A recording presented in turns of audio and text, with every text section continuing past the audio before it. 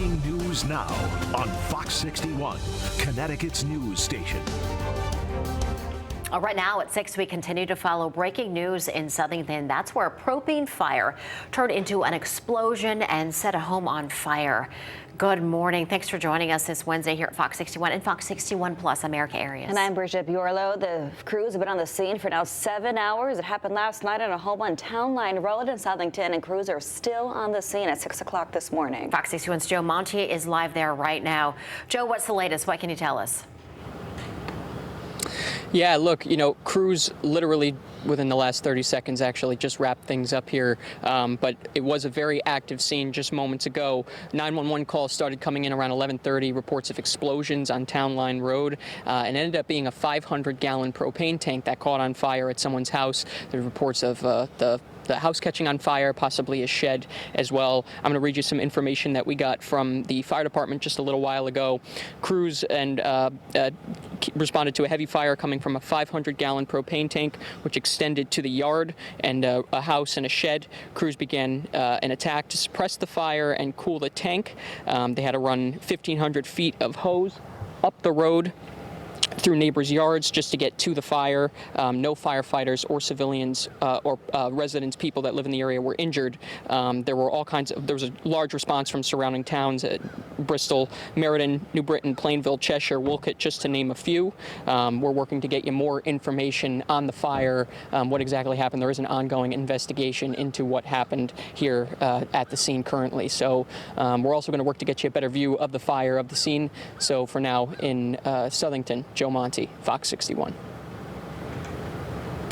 All right, Joe. Thank you so much. We'll certainly check back with Joe throughout the morning. Well, helping fire crews deal with all these calls today is the rain moving in, so that's going to be an aid to them, Rachel. Yeah, we have some heavier rain that's likely by the late afternoon and early evening. So by 1, 2 o'clock, expect that rain. Right now, though, the morning commute is overall quiet with a mostly cloudy sky, unless you're in northwestern Connecticut, where you have a few raindrops right now in northern Litchfield County. We have more rain on the way, though, so the bulk of it has not moved in with the large part of the state that is dry. We are warmer than this time yesterday. We are sitting anywhere from 4 to about 8 degrees warmer, with temperatures in the 60s and 50s across the state. But despite these numbers, temperatures this afternoon are actually going to struggle. So let's time out the rain for you. There could be some showers in northern Connecticut as early as, well, we're seeing it now through about 8 or 9 o'clock. Then eventually we'll get this rain to move in. It comes down heavy and steady towards the evening commute. Here's 8 o'clock, where we still have some rounds of rain. It will likely linger into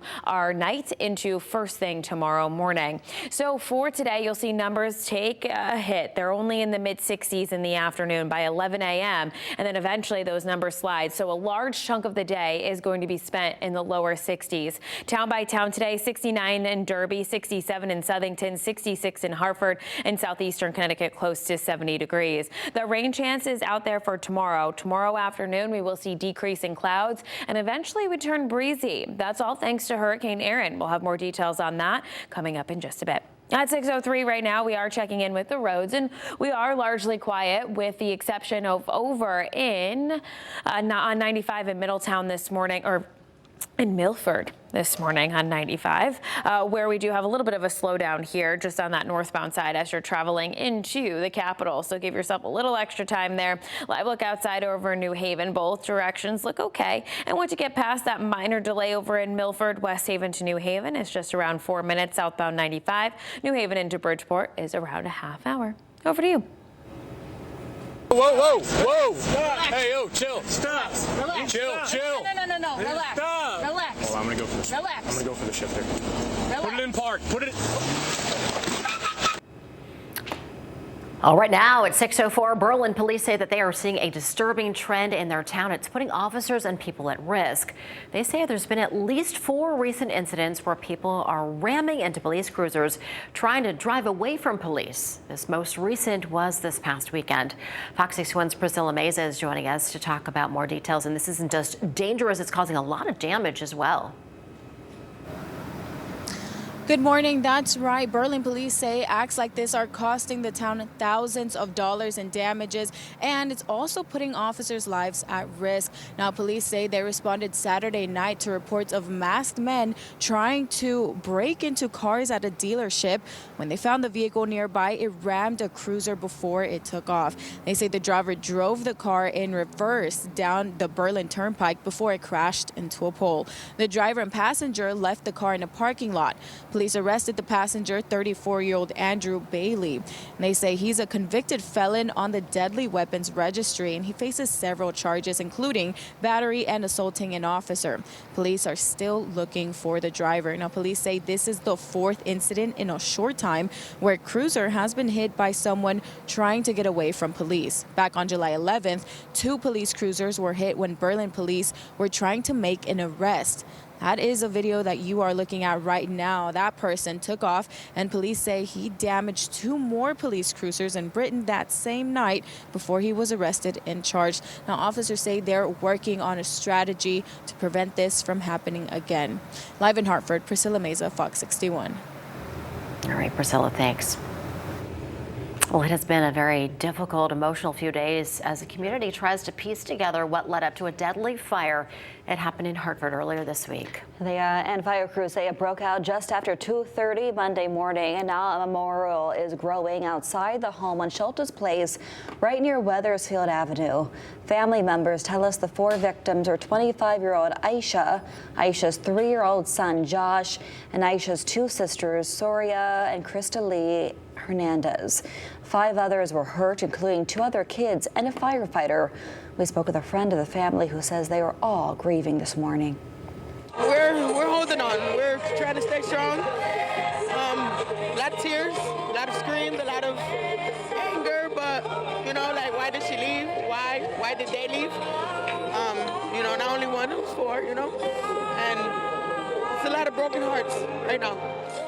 She says it means a lot that so many people have shown up to support the family during this difficult time. There is a community vigil happening tonight at 6, and we'll have a crew there for that. Well, this deadly fire follows another deadly one in Cheshire that happened last week. Fox 61's Tim Latow is in Hartford with what fire officials say you can do at your home to keep yourself and your family safe. While the fire here on Schultes Place and the one in Cheshire last week are both still under investigation, fire officials say fires that turn deadly are far too common. Smoke is even more deadlier than a fire. More people die because of smoke inhalation. Middletown Fire Marshal James Mastroianni is calling on people across Connecticut to be more vigilant when it comes to fire safety after multiple fires have turned deadly in recent weeks. Fire prevention and mitigation starts with having a working smoke detector, something he says should be checked once a month. Always having multiple ways out. Have an escape plan. Have a meeting place outside your home. Escape routes are another element to fire safety that Mastroianni says are overlooked, and being disoriented in the middle of the night adds to the danger of not thoroughly knowing how to get out. When you wake up in the middle of the night, you could be startled because of a fire. You want to have and practice and plan an escape route. While fires in wintertime are more common, Mastroianni says cooking is what sparks most summertime fires, and unattended cooking is what leads to the greatest destruction and danger. Something you're cooking on the top of the stovetop can splatter grease onto products around, or a towel or a newspaper or other items on your kitchen counter. It could cause a fire. The Hartford Fire Department's Special Services Unit is working with the American Red Cross to assist the 16 people displaced here. In Hartford, Tim Latow, Fox 61. Tim, thanks. 6:09 right now, and an advocacy group looked through government incarceration numbers and found the number of kids being incarcerated grew in 2023 for the 2nd year in a row. The group also found wide racial disparities. That group is called the Sentencing Project. It looked at numbers from the Office of Juvenile Justice and Delinquency Prevention. And then we looked at the numbers as well to see how Connecticut compares to the rest of the country.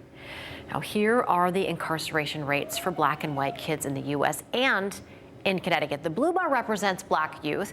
The orange bar is white youth. Nationally, the black youth incarceration rate is nearly 300 per 100,000 kids. The white youth rate is closer to 50. Now here in Connecticut, those numbers are considerably lower. It's 86 per 100,000 black kids and only 5 per 100,000 white kids. Nationally, the black incarceration rate is 6 times higher, but here in Connecticut, it is 17 times higher. Staff members at CTVIP, or the Violence Intervention Prevention Program, says this does not surprise them. It is a big disparity, but I think the disadvantages is education, not proper education. Some kids are graduating with diplomas, but don't really have an education, don't know what to do with it. So that's the prison in the pipeline. Whitaker also says the community has to do a better job looking out for youth so that they do well in school and stay out of jail. For a more in-depth look at this issue, you can head to our website, fox61.com. 6:10 is your time, and police in New Haven say technology called ShotSpotter is helping them respond to shootings faster. ShotSpotter alerts police about gunshots often before people even get a chance to call 911. One officer says New Haven started to use ShotSpotter microphone system about 10 years ago. He says sometimes when people call 911 to report a shooting, they might not know exactly where the shots are coming from, which makes the ShotSpotter a more accurate source. He also says he especially thinks it's helpful with tracking down shell casings, which can be key pieces of evidence at trial. There's no one particular piece of technology, no one detective who's going to make or break a case. But when you put all these tools together, you want as many tools as you can, because we're trying to bring justice to victims here. New Haven police say they don't want to advertise exactly where each ShotSpotter is, but they have spread them out in areas where 911 typically gets a lot of calls.